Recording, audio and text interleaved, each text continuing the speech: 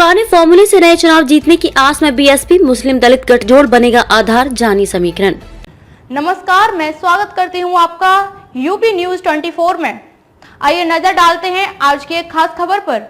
बसपा पुराने फॉर्मूले के सहारे नए चुनाव जीतने की आस में है। वे निकाय चुनाव में अपनी सोशल इंजीनियरिंग का भरपूर प्रयोग कर लोकसभा चुनाव की राह आसान करना चाहती है। इसी फॉर्मूले को हिट करने के लिए वह फिर दलित मुस्लिम गठजोड़ पर फोकस कर रही है। दरअसल थिंक टैंक का मानना है कि किसी भी तरह से मुस्लिमों को पार्टी में पुनः लाया जाए, दलित मुस्लिम समीकरण बनेगा तो पार्टी मजबूत होगी। क्षेत्रीय वर्चस्व वाली जातियों को टिकट दिया जाए, इसी सोशल इंजीनियरिंग के सहारे पार्टी प्रदेश भर में 4 बार सरकार बना चुकी है। पिछले निकाय चुनाव में भी इसी समीकरण के सहारे मेरठ में सुनीता वर्मा ने महापौर पद भाजपा से छीन लिया था। वहीं दलित मुस्लिम समीकरण बनने से अलीगढ़ में बसपा के फुरकान विजयी रहे। अन्य 2 सीटों पर पार्टी दूसरे स्थान पर रही थी। पार्टी को ये भी चिंता है कि दूसरे दल उन महापुरुषों की जयंती मना रहे हैं जिन पर बसपा अपना दाव करती रही है। जैसे सपा नेता स्वामी प्रसाद मौर्य की ओर से रायबरेली में पार्टी संस्थापक कांसीराम की प्रतिमा की स्थापना में सपा अध्यक्ष अखिलेश यादव शामिल हुए। इसी तरह से महात्मा ज्योतिबा फूले की जयंती भी विभिन्न दलों ने मनाई। इस पर पार्टी सुप्रीमो मायावती ने तंज भी कसा कि अब ऐसे लोगों को यह महापुरुष याद आ रहे हैं जो इनका विरोध करते थे।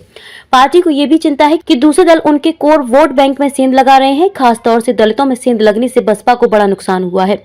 विधानसभा चुनाव 2022 में काफी दलित पार्टी से छिटक गए, अब उन्हें किसी तरह पार्टी में वापस लाना है। विधानसभा चुनाव में बसपा की सोशल इंजीनियरिंग पूरी तरह से फेल होने से उसे मात्र 1 सीट मिली थी। बावजूद उसके पार्टी इसी फॉर्मूले को हिट मान रही है, इसलिए वह इस प्रयोग को दोहराना चाहती है। रणनीतिकारों का मानना है कि सपा से मुस्लिमों का भरोसा टूटा है। विधानसभा चुनाव में सपा सरकार न बनने से हो सकता है कि इस बार फिर से मुस्लिम बसपा की ओर लौट आए। यदि परिणाम अच्छे आए तो लोकसभा चुनाव 2024 में यही फॉर्मूला इस्तेमाल किया जाएगा। खबरों में अब तक के लिए बस इतना ही। फिर होगी मुलाकात ऐसे ही एक खास खबर के साथ। तब तक के लिए नमस्कार और बने रहिए यूपी न्यूज 24 के साथ।